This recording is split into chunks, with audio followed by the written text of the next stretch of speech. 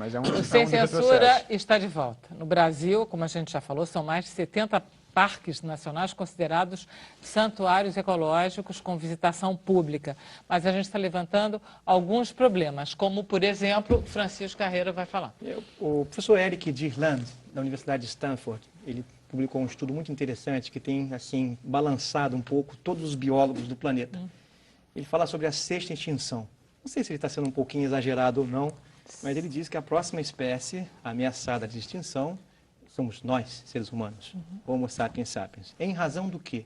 Da escassez da biodiversidade e principalmente dos recursos hídricos, né? E também dos recursos minerais. Um potencial mineral no planeta hoje vale mais do que ouro, porque sem ele não se planta nada, que é o potássio.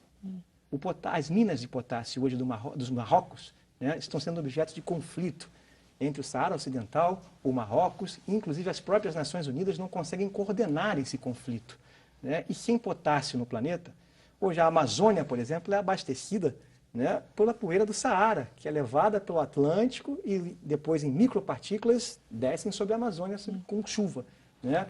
Isso vai terminar. E o país hoje briga por potássio. E potássio é um grande fertilizante, né? Moeda, né, preciosa do Aqui é no agronegócio. Sergipe que nós temos. E sem alimento, né, nós fenecemos. Então, Ele deu uma data? não deu data, mas ele, só pra gente mais toma ou por menos, referência, né? ele toma por referência as grandes plantações, que hoje tudo é macro, né? É giga. Então, se você tiver um problema giga, um problema macro, cadê a solução giga para esse problema? Você não vai encontrar a solução giga. Então, você depende da biodiversidade natural para chegar a esse controle, efetivamente falando. Então, se você, por exemplo, é o que eu falo em relação aos transgênicos, eu sou manifestamente contrário aos transgênicos, porque os impactos serão mega, giga, né? E detalhe, se você tiver uma praga transgênica, né, sob uma mega produção, como é que você vai repor isso, né? Cadê o retorno? Cadê a origem? Você vai ter que encontrar nas unidades de conservação, mas aí será tarde demais. Por falar em unidade de conservação, estava pensando na poluição na China, por exemplo, que é um país com vários... A China, ela potencializa o problema humano por causa da superpopulação. Como é que vai a China em termos de unidade de conservação? Olha, eu por acaso estive lá alguns meses atrás. E participando, em Pequim? Em Pequim, participando de muitos debates. E para você ter uma ideia, o Brasil tem 56% do território florestado ainda, por causa da Amazônia, que conta muito. Ainda são uns 80% da Amazônia. A China é 22%, né, de florestas.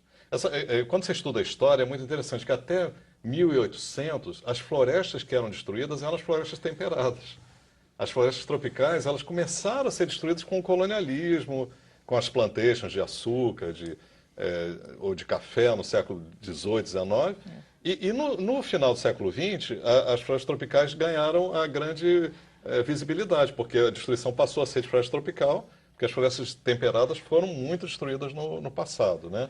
E é o caso da China, né? Milênios de desflorestamento de florestas. Agora, eu percebi uma coisa interessante.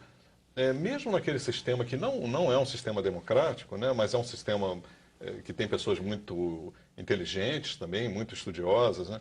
Eles estão vendo que o modelo que eles compraram é uma roubada.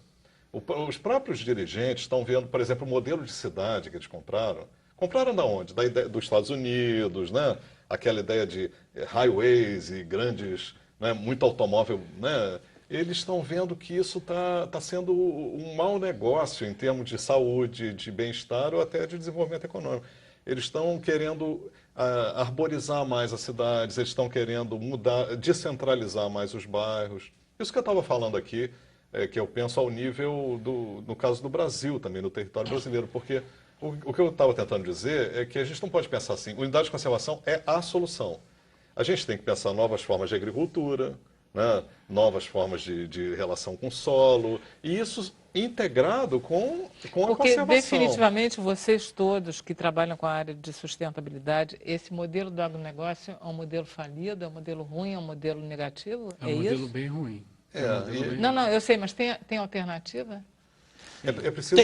Tem alternativas Reais, Existe, assim, reais. economicamente Economicamente viáveis. e Porque o reais. agronegócio está salvando o país agora. Nós estamos com uma situação econômica em que o agronegócio está segurando. É porque a gente tem que... Só um detalhezinho. Tá. Em relação ao Brasil e à China, por exemplo, já que você perguntou, o Brasil é um caso muito único, a formação do Brasil, porque nós já nascemos como país, no século XIX, com um enorme território, né? Com um enorme território que nós herdamos. Temos muita sorte. Né?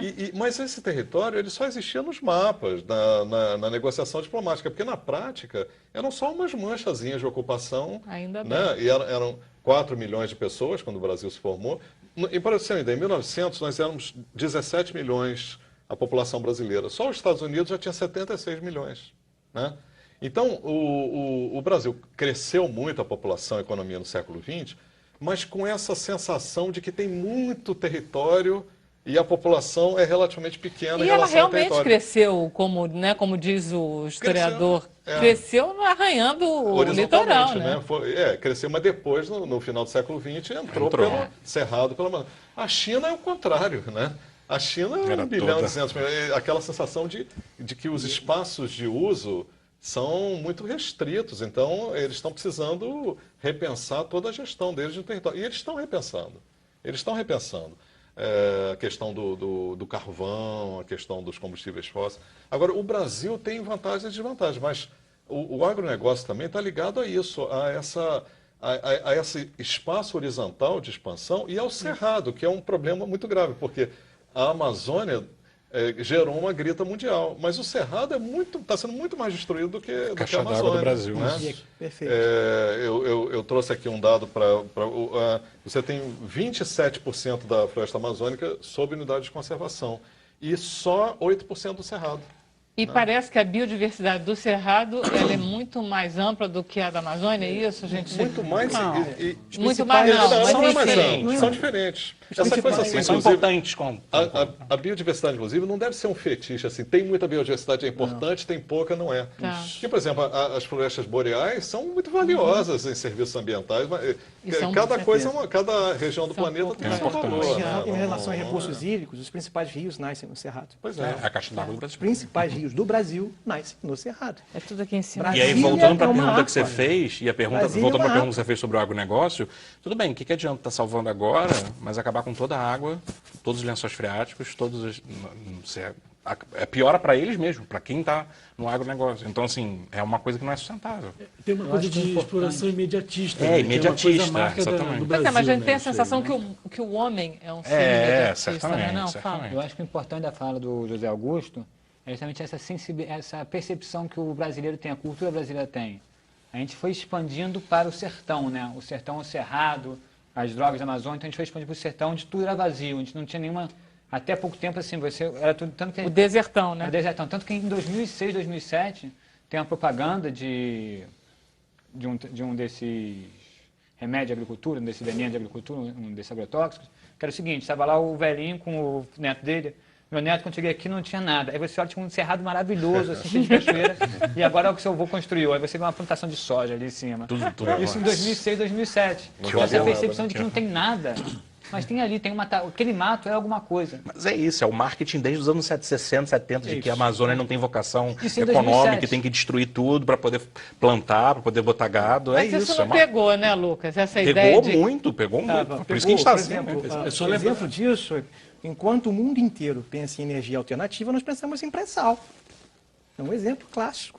Né? Olha Quer só, dizer, eu não vejo o mundo quer- inteiro pensando em energia, não. Eu vejo, inclusive, os Estados Unidos pegando gás de... Como é que é o nome do... Pois é. fracking, sim, mas, por exemplo, a Abrindo a Europa já está exploração do pensando, Alasca. a Alemanha, Alemanha, países nórdicos, pensam em outra coisa, quando a pensam gente- numa coisa alternativa. Só tem eles, né? Né? Agora, enquanto isso, o nosso país ainda pensa em religar térmicas, né? Trabalhar com combustível fóssil. Não, Eu está acho pensando que em existem estabelecer carros de alternativas passeio a inúmeras. diesel. Quer dizer, Quanto a isso, Carreira, acho que é uma frase bem interessante que a gente pode botar assim, que acho que a gente tem que sempre ter um pensamento crítico sobre as coisas. Acho que foi o 3º ou 4º Encontro Nacional de Parques que teve, Encontro Mundial de Parques teve na Índia, e começaram a pressionar os países subdesenvolvidos para atingir metas de conservação dos países desenvolvidos. Eles falam, galera, a gente só vai chegar nas metas de vocês quando a gente poder se desenvolver também, para poder chegar no bem-estar que vocês estão agora econômico e social. E para isso também você tem que pensar assim, a gente só vai conseguir realmente ter uma boa gestão dos parques, como hoje em dia o Parque Nacional da Tijuca tem, como o Parque Nacional da Serra dos Órgãos tem, se você tiver dinheiro público para isso. Você tem que ter uma economia funcionando. Para a economia funcionando, você tem que ter realmente pontos que vão agredir o meio ambiente, seja com combustíveis fósseis, seja com estradas. Então você tem que pensar sempre na equalização de como fazer você gerar a economia, fazer a economia rodar, ao mesmo tempo preservar o meio ambiente e deixar o social, aquele velho clichê do desenvolvimento sustentável que realmente não existe até hoje em nenhum lugar. Mas você tem que pensar realmente nessas questões. Hoje em dia a Alemanha pode pensar no que ela está pensando porque ela já chegou num desenvolvimento muito bom econômico e social. O Brasil tem diversas questões sociais e econômicas. Quando a gente pensa nas unidades de conservação e nos parques, a gente tem que pensar exatamente nisso. Lugares onde é que os parques estão, muitas vezes são lugares que necessitam de desenvolvimento econômico. E a população ainda tem sensibilização ambiental daquilo como mato, e não daquilo como algo a ser preservado. E vai ser explorado. Um bom exemplo seria a política de pagamento por serviços ambientais. Né? Já existe lei sobre isso. Vários municípios já estão aplicando efetivamente Como é que isso. Pagamento isso? por serviço ambiental, ou seja, existe uma função ambiental numa unidade de conservação. Né? Um manancial, por exemplo, quando você conserva esse manancial, você presta um serviço ambiental. E esse serviço ambiental hoje pode ser objeto de pagamento por parte do poder público para que o particular conserve as suas áreas de preservação permanente. Né? O próprio parque em si, por ser uma unidade de conservação, ele produz serviço ambiental. Né? Então seria uma nova visão de moeda ecológica. Né? A economia verde, a Rio +20 trouxe essa ideia, essa conceituação, exatamente para isso. Mas além do serviço ambiental, muitos esquecem do serviço ecossistêmico, que é um pouquinho diferente. Né? Não é uma ação antrópica para conservar, é o que o ecossistema conserva. Quanto vale o serviço que uma abelha presta para polinizar uma plantação de soja? Né? Isso hoje está sendo objeto, sim, de valoração. Né? A FGV já promove isso na ENSP. Né? Existem grupos de trabalho estudando isso. A Canopy Foundation já criou a valorização de ecossistemas. É um nível de conhecimento, no fundo. Isso, né? é o que exatamente o Chico disse. Ou seja, você tem, sim, como trabalhar esta moeda ambiental de uma forma com que você possa também se conservar e não se sentir ameaçado de extinção. Num país como o Brasil, que tem problemas de orçamento financeiro, você sente isso na pele imediatamente? O orçamento do Ministério do Meio Ambiente é menos de 1% do orçamento da União. Né? Isso simboliza, assim como da cultura, né? Que são os dois menores orçamentos. Isso simboliza a importância que a gente dá para essas áreas. Né? E como eu estava falando no começo, eu acho que é uma batalha que a gente tem que travar e os parques são um ator central nisso. E, em geral, é diferente a gestão municipal, a gestão estadual, a gestão federal? Alguns estados avançaram bastante nos últimos anos e têm um bom nível de gestão, mas, em geral, os parques estaduais eram menos administrados do que os Hoje já existem leis estaduais que promovem, que criaram, né, aquilo que chamamos de extrafiscalidade dos tributos, em direito falando, é um jargão, e se refere ao famoso ICMS ecológico, né, ou ICMS verde. Aquele município que promover a criação de unidades de conservação, ele consegue arrecadar um pouquinho mais da divisão do percentual que ele recebe na destinação do ICMS do Estado. E vocês podem usar dinheiro privado, ou seja, dinheiro do público, as entradas dos coisas. Então, porque é tudo complicado, né? O geral vai para o Tesouro e aí volta. O Parque Nacional do Tijuca, por exemplo, que é o que mais arrecada, a gente arrecada quase 40 milhões por ano com ingressos. De arrecadação de ingressos? Só que a gente ajuda a sustentar todo o sistema, porque o orçamento do parque é em torno de 5, 6 milhões. Que sistema vocês? Todo o sistema de parques, porque tem um monte de parque que não arrecada isso. Tem um monte de parque que não arrecada, o recurso vai para o caixa único e volta via orçamento. Sustentando todo. 40 milhões é muito pouco para sustentar tantas unidades. Na verdade, o orçamento de todas as unidades de conservação federais gira em torno de 300 milhões de reais por ano. Caramba, que é menos do que uma universidade, não que as universidades Não, pelo amor de Deus, pelo amor de Deus, porque a gente está com uma crise como essa que não tem tamanho, pelo amor de Deus. As universidades que já estão em crise com orçamentos baixos recebem mais do que todos os parques juntos, todas as unidades de conservação. Então, assim, é uma situação realmente muito precária em termos de estrutura. A gente teve vários parques fechando recentemente por não ter pessoal mínimo para atender o público.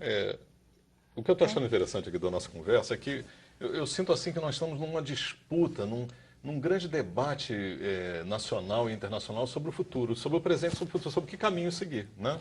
Tem gente apostando, o Trump é um caso, o Trump e toda uma força econômica que o apoia no combustível fóssil até explodir o Não, aquecimento como se global, tudo né? que vocês estivessem falando fosse não houvesse mentira. amanhã. Abrindo áreas... Não, ele fala claramente que o Seres aquecimento global é mentirosos. mentira. Mentira, abrindo áreas no Alasca que estavam fechadas.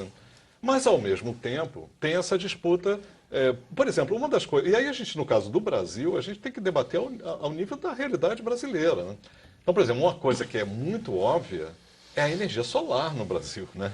A Suécia e a Alemanha investem, e a China muito mais investem em tecnologia de energia solar do que nós, que temos o sol, temos a radiação, né? Em grande quantidade. Então, tudo isso faz parte de uma discussão sobre modelo de país. Isso que eu acho importante, modelo de sociedade, modelo de relação com a terra. Né? E as unidades de conservação, elas entram dentro desse quadro. Nós somos um país estranho, né? Eu sempre começo os meus cursos na universidade com a frase do Tom Jobim, que o Brasil não é para principiantes. Não é. Principalmente ultimamente. Não, o Brasil não é uma coisa muito complexa. Porque, ao mesmo tempo, de 2002 até 2009, nós criamos 74% das áreas protegidas no planeta. Quer dizer, quem criou área protegida no Brasil No no início do século planeta, XXI? até 74%? Naquele período. Quer dizer, então a gente estaria bem, quer dizer, estamos bem na fita. Relativamente. Há um dado importante Ao nisso. mesmo tempo, tem que... Há um adicional. Porque assim, o que o Padre está falando, desculpa te cortar, Padre, a gente tem um compromisso internacional, que são as metas reais. Que a gente tem um compromisso de criar 17% da área terrestre e 10% da marinha. Só que as próprias metas reais falam também que isso aí tem que ter uma gestão eficiente. Então a gente criou todas as áreas terrestres. Mas a gestão não foi eficiente. E a gestão. Mas ao mesmo tempo, houve uma mudança, porque isso foi um processo tão lento. A gente estamos aqui reunidos porque em 1937 criou-se o primeiro parque, né, do Itatiaia. Então, esse ano, né, tem uma comemoração. Agora, criou-se pouquíssimos parques, 4 na década de 30, 8 na década... No final do século XX e XXI, e isso reflete também os debates que estão acontecendo na sociedade, as lutas políticas, né? E aí o Brasil criou muita unidade de conservação. Agora, a gestão real, é um problema. Mas a minha experiência também no campo é que até o parque de papel funciona. Porque só de estar Eu no acho que você tem papel toda a razão. já cria uma certa dinâmica ali, né, de que... Poderia ser melhor, tem um potencial muito Claro, grande. mas é melhor do que nada. É melhor deixar Melhor do que estocado, nada. às vezes. Às vezes uma má O gestão é grileiro, o pior. invasor, você, peraí, eu vou me meter com o governo federal, isso vai ser... Né? Já dá aquele susto. Então tem esse lado. Agora, aí a luta social, o debate social, científico e político, né, é para vivificar isso tudo, né? Sair do papel e dentro de uma busca de um modelo melhor para o país. E, na verdade, cá entre nós, a gente não conseguiria, 20 anos atrás, encontrar pessoas assim dispostas a conversar sobre isso com tanta facilidade. A gente estaria procurando na faculdade quem é o cara que fala de sustentabilidade, quem é o cara que fala de... Muito mais difícil, não é, Carlos? Muito mais difícil. E não só isso, né? Você tinha essa coisa, né? Que o Chico falou que aquilo é mato, né? Por que eu vou para o mato? Não vê nada eu quero ali, né? ver cidade, não quero ver esse negócio de mato.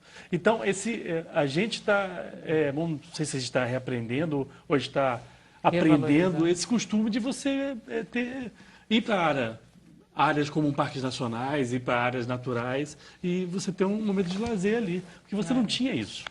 Bom, a gente vai para o intervalo, depois a gente volta e ainda temos um último bloco do programa para a gente aproveitar.